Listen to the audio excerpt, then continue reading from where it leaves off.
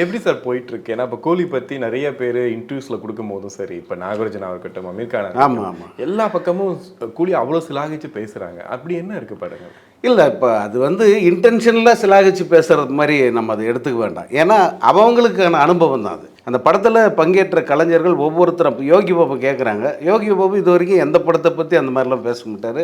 ஒரு மாதிரி அந்த ஒரு தக்கான ஒரு பதில் தான் சொல்லுவார். இந்த படத்தை வந்து அவர் ரொம்ப சிலாகிச்சு சொல்கிறாரு, ரொம்ப பெருமையாக சொல்கிறார். ரொம்ப முக்கியம் அது.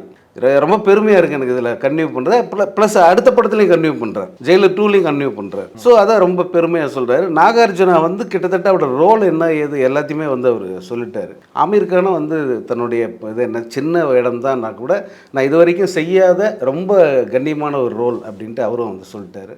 இன்னும் ரஜினி மட்டும்தான் பேசலை, மீதி எல்லாம் நடித்தவங்க அத்தனை பேரும் அவங்க அனுபவம் என்னவோ அதை வந்து அவங்க பேசிட்டாங்க. அந்த அனுபவத்தை சொல்லும்போது வந்து ரொம்ப அவங்க அதை ஹானஸ்ட்டாக அவங்களுடைய மனசில் என்ன இருக்கோ அதை வந்து சொல்கிறாங்க. நமக்கு பார்க்கும்போது வந்து என்ன இது வரைக்கும் இல்லாமல் இந்த படத்துக்கு இவ்வளோ இம்பார்ட்டன்ஸ் கொடுக்குறாங்களே அப்படின்னு நமக்கு தோணுது. அவ்வளோ.